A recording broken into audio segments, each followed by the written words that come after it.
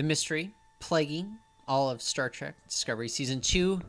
What is the constitution of these Red Angels? Cam, there's not been an episode so far that has given us a bigger hint as to what's going on here than the latest one, The Sound of Thunder from Star Trek Discovery. Right.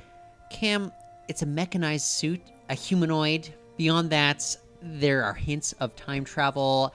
Does it have to be a character that we are familiar with? Is that what they're trying to build up to? It's like a 24th century Star Trek character that we know from previous series. Not saying a main character. What do you think's going on here?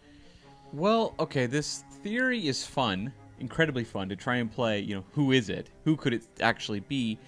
But I do question the reality of how many of these characters from the 24th century would actually fit the bill. Kess.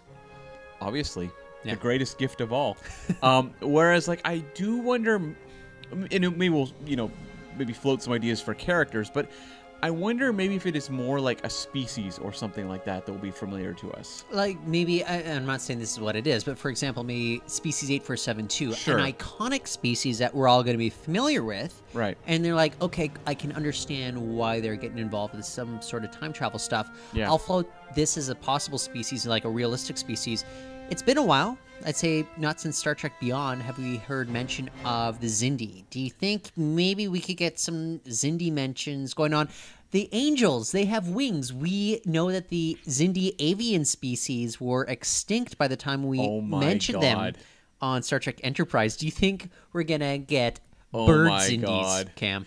If this show is headed towards avian Xindi flying through space, changing the timeline, I take back every single negative thing I've said about some of the serialization of Season 2.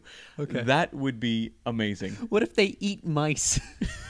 What? Don't you remember the reptilian Xindis would eat mice on Star Trek Enterprise? That's how they defeat the Red Angel at the end of Season 2. Yeah, Burnham eats a mouse. That's grim. Yeah. But I mean, I do wonder if, we've seen in Star Trek the Motion Picture, you have V'ger. We've seen in Star Trek before sometimes these greater forces, when they find them, they aren't something we know what it is, but there is kind of a twist to it. Like with V'ger, it was that we had sent it out. It was a Earth capsule. I'm hoping that the Red Angel, if it isn't a character, that it is something that at least is kind of like, oh, that's clever. That's what I'm hoping. I'm hoping for clever. Yeah. Is that too much to ask? It's not. But let's say there are a lot of fans speculating that it could be the Spock that we know best, not the Ethan Peck Spock.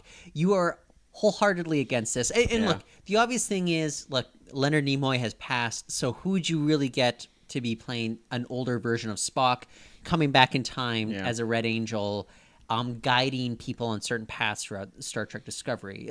Because I think the notable theory that's going right now is that this Red Angel interceded with Burnham's fate back when she was a child on Vulcan. Right, yeah.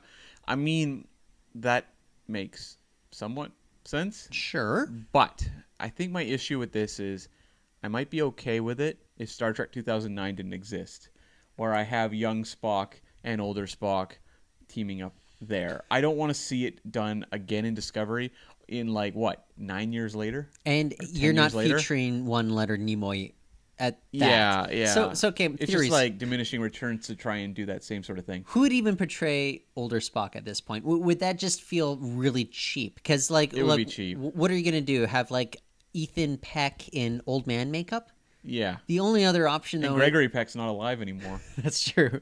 So. But the only other option is, enlisting Zach Quinto to do this and put old man makeup on. That would look so bizarre and so weird. It would really diminish the Kelvinverse film franchise, too. Yeah. Maybe future Sarek? Okay. I don't think Mark Leonard's coming back for this one. No. What? Ben Cross, finally. Okay. The return we all wanted. Ben Cross, you are guaranteed as the Red Angel. Are there any other characters? Okay, so Cam, you and I, we kind of joked on this on the podcast, though, but I actually put down in my notes, Scott Bakula, ? You mentioned on the podcast, one, Jonathan Archer.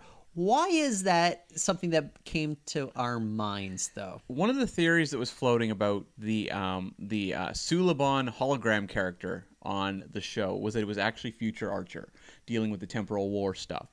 And they never paid that off, obviously. And This is what they've been this is building the up to payoff. for 15 years. Whether it's Avian Zindi or Scott Bakula flying through space, you're getting one or the other. Yeah. Okay. So the only one that might be a super obvious choice, and I don't think this is true at all, I don't know, when Jean-Luc Picard as a setup for the Picard spin-off moving forward in the fall. It'd be amazing if it was, but I say no. That would be... I mean, Patrick Stewart just flying around space with wings is a bit much of a ask, I think, for that character. I mean, they did say it would be a very different Picard than we knew, but this might be going a step too far. Why is he wearing wings? Why not? That's why I think it has to be the Zindi avian species. Really? That's your go-to? I don't know. Like, why does this Red Angel have wings? Like, that's what I don't understand. Like, Yeah. Like, look, they've already established it's a mechanized humanoid or mechanized suit humanoid species, and they really want to heavily imply that there's time travel involved. So, and the thing is, we got hints of that. Remember when Daniels showed up during that Zindi arc, and Yep. he explained that the Zindi were going to be allies, if not members of the Federation moving forward. So that's why I think it's not super silly to think it's the Zindi. I don't necessarily believe that's what is going to happen. I don't think it's super silly from the point of view of storytelling. Silly Tilly. Silly Tilly. But I do question whether Discovery would bring Enterprise back. You know what I mean? Like, Enterprise, I love the show, but it's definitely not one of the more favored spin-off Star Trek shows, and the idea of them bringing it back, I love it, but it feels like a stretch. You know what I mean? Like, T'Pol's a character I love who has every reason to show up on one of these shows. I don't think they're going to bring T'Pol back. So I really question whether Zindi would be kind of a step too far. Now I regret applying my decon gel every single episode before I watch Star Trek Discovery Camp.